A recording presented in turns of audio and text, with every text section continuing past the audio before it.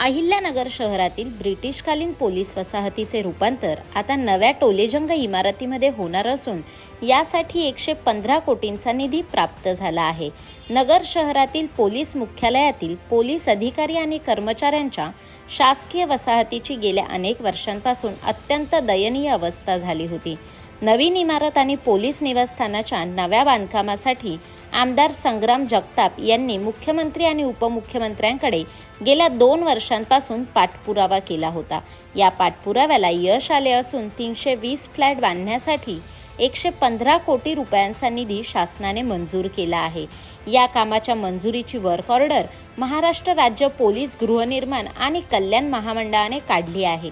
आज सकाळी आमदार जगताप यांनी पोलीस वसाहतीतील या जागेची पाहणी करत आता लवकरच जिल्ह्यातील पोलीस अधिकाऱ्यांना आणि कर्मचाऱ्यांना नवे घर मिळणार असल्याची माहिती यावेळी दिली। बरेच वर्ष याचा पाठपुरावा आमच्या वतीनं सुरू होता। सन 1917 मध्ये ही पोलीस वसाहत या ठिकाणी उभा राहिली। इंग्रजांच्या काळामध्ये, ब्रिटिश काळामध्ये ही उभा राहिली होती आणि त्याचा सातत्याने आमच्या पोलीस कर्मचारी परिवार असतील, त्यांचे बांधव असतील, यांच्या वतीने पाठपुरावा चालू होता की आता राज्य सरकारने याचं कुठेतरी पुनर्बांधणी केली पाहिजे आणि त्याच्याकरता काही अनेक वेळेला पाठपुरावा केला। पण 2021-22 पासून याला प्रस्ताव तत्कालीन पोलीस अधीक्षक साहेबांनी प्रस्ताव बनवला।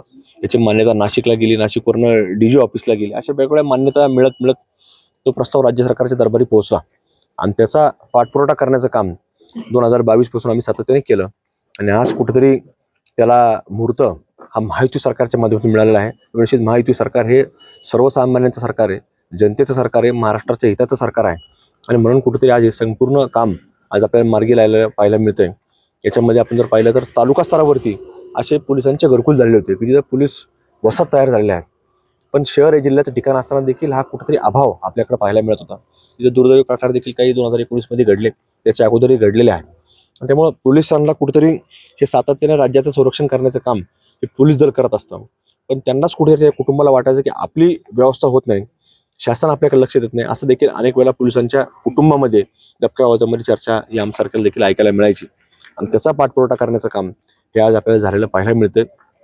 याच्यामध्ये योगदान आताचे असणारे तत्कालीन पोलीस अधीक्षक असतील, आत्ताचे ओला साहेब असतील, त्याच्यामध्ये पालकमंत्री विखे साहेब असतील, अजितदादा आणि विशेष करून या ठिकाणी गृहमंत्री तथा राज्याचे मुख्यमंत्री देवेंद्र फडणवीस साहेब असतील, या सगळ्यांचं योगदान या संपूर्ण कामामध्ये लागलेलं आहे। त्यामुळे राज्य सरकारचे आमच्या अहिल्यानगरच्या वतीनं, अहिल्यानगरच्या पोलीस बांधवांच्या वतीनं मी त्यांचे या ठिकाणी आभार व्यक्त करतो।